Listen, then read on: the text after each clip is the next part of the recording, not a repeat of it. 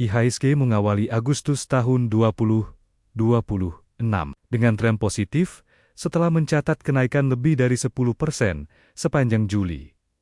Secara historis, Agustus menjadi bulan yang bersahabat bagi pasar saham Indonesia. Namun tahun ini, tantangannya dinilai lebih besar. Investor kini menanti kepastian pengganti Peri Warjio sebagai Gubernur Bank Indonesia yang diyakini akan memengaruhi sentimen pasar. Dari eksternal, perhatian tertuju pada rilis data ketenagakerjaan Amerika Serikat dan arah kebijakan suku bunga, The Fed, QE. Sekuritas memproyeksikan IHSG berpeluang bergerak di kisaran 6.050 hingga 6.450 sepanjang Agustus, dengan sektor perbankan dan logam menjadi favorit. Pasar saham Indonesia memasuki periode yang dinanti investor global menjelang peninjauan ulang indeks utama dunia.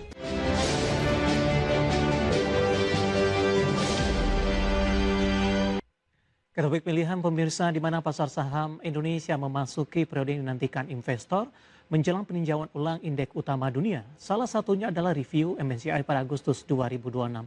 Di mana CGS International Sekuritas Indonesia menyebutkan dua saham berpotensi keluar dari indeks MSCI, yakni PT Charon Pokphand Indonesia Tbk atau CEPIN dan PT Goto Gojek Tokopedia Tbk atau GoTo. Pasar saham Indonesia memasuki periode yang dinanti investor global menjelang peninjauan ulang indeks utama dunia. Perubahan komposisi indeks MSCI dan FTSE pada Agustus dan September 2026 berpotensi memicu pergerakan besar pada sejumlah saham, terutama yang terkait dengan arus dana asing berbasis indeks. Dalam proyeksi awal CGS International Sekuritas Indonesia, peninjauan ulang MSCI Agustus 2026 yang akan diumumkan pada 13 Agustus 2026 dini hari waktu Indonesia dan mulai berlaku saat pembukaan perdagangan 1 September 2026, berpotensi mencatat sejumlah penghapusan saham Indonesia dari daftar indeks. Menurut proyeksi CGS, saham yang paling berpeluang keluar dari MSCI adalah PT Charon Pokphand Indonesia Tbk atau CPIN. Selain itu, PT Goto Gojek Tokopedia Tbk juga masuk radar. Namun peluang tersebut sangat bergantung pada keputusan MSCI terkait status pembekuan saham tersebut. CGS menilai Goto hanya berpotensi mengalami perubahan apabila MSCI mencabut status pembekuannya. Sementara itu, peluang PT Bumi Resources Minerals Tbk untuk terdepak dinilai sangat kecil. Sebelumnya pada awal Juli, MSCI resmi mempertahankan seluruh kebijakan pembatasan terhadap pasar saham Indonesia. Dalam MSCI Global Investable Market Indexes Review 2 Agustus 2026, keputusan ini merupakan tindak lanjut dari hasil Market Classification Review, sehingga kebijakan freeze yang telah diterapkan sebelumnya tetap berlaku hingga pemberitahuan lebih lanjut. MSCI juga menegaskan seluruh kebijakan khusus yang telah diterapkan terhadap Indonesia tetap dipertahankan.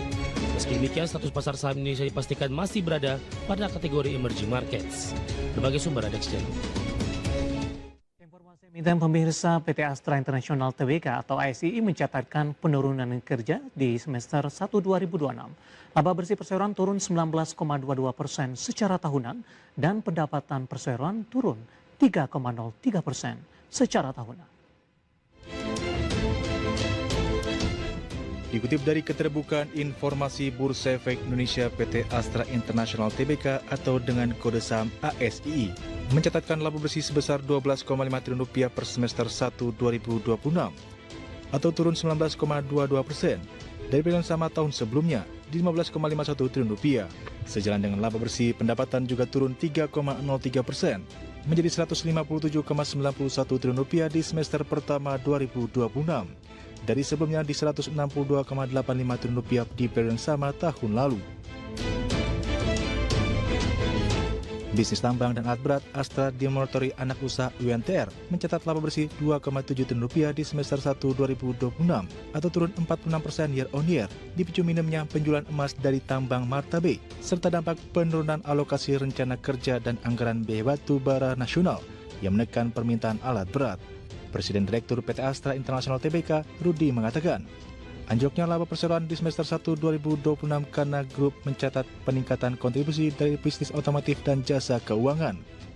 Namun penurunan kontribusi dari bisnis solusi pertambangan dan alat berat mengakibatkan penurunan laba bersih grup secara keseluruhan. Sementara itu, dua bisnis inti perseroan lainnya mencatatkan pertumbuhan. Laba bersih segmen otomotif naik 9% year on year, menjadi Rp5,91 triliun dari Rp5,40 triliun. Bisnis jasa keuangan bukukan laba Rp4,65 triliun atau naik 6% year on year. Jika di akhir tahun 2025 Astra masih mencatat kas bersih 7,2 triliun rupiah, saat ini perseroan membukukan utang bersih 6 triliun rupiah di luar bisnis jasa keuangan. Perubahan tersebut dipicu akuisisi perusahaan tambang emas PT Arafura Surya Alam, pelaksanaan program buyback serta kebutuhan modal kerja. Berbagai sumber untuk IDXNO. Kita beralih ke informasi indikator perdagangan lainnya pemirsa, di mana nilai tukar rupiah menguat tipis terhadap dolar Amerika Serikat di tengah pelemahan tajam dolar Amerika di pasar global di sesi sebelumnya. Dikutip dari data RTA hingga Jumat siang tadi, rupiah menguat tipis di 0,09% di level 18.064 per dolar Amerika, di mana sebelumnya rupiah dibuka menguat di 0,19% ke posisi 18.040 per dolar Amerika Serikat.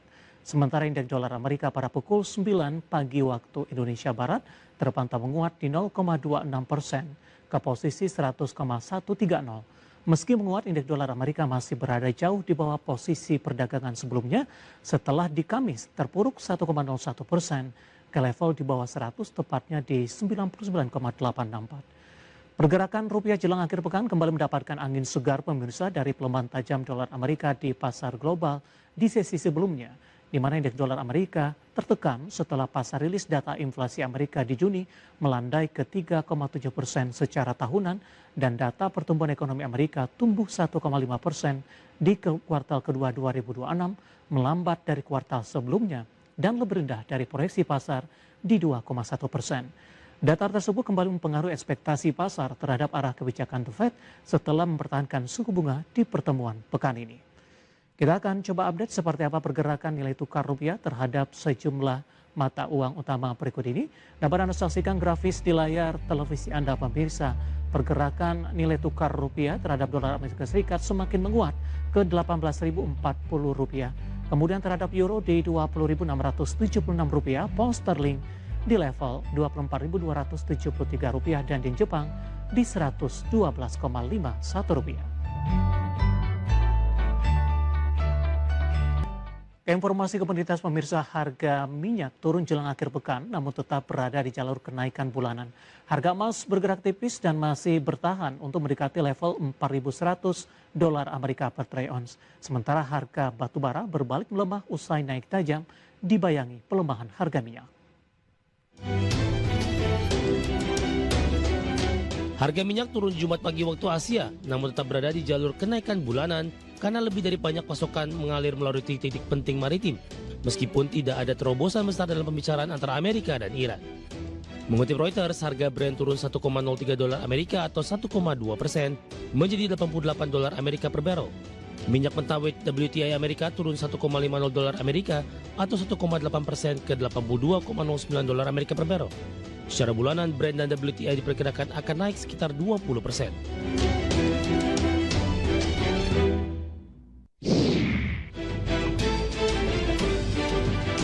Harga emas bergerak melemah tipis di perdagangan Jumat pagi waktu Asia, namun masih berada di jalur mencatat kenaikan bulanan pertama dalam 5 bulan terakhir.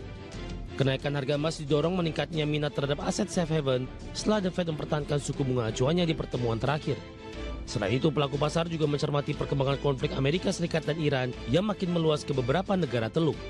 Mengutip Reuters, harga emas spot turun 0,2% di 4.096,29 dolar Amerika per troy ounce.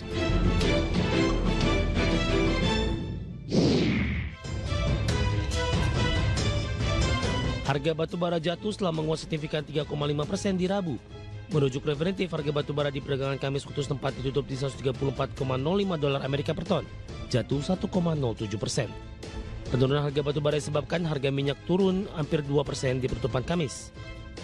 Meski perang Amerika dan Iran makin meluas. Diketahui minyak dan batubara adalah komoditas substitusi sehingga harganya saling mempengaruhi.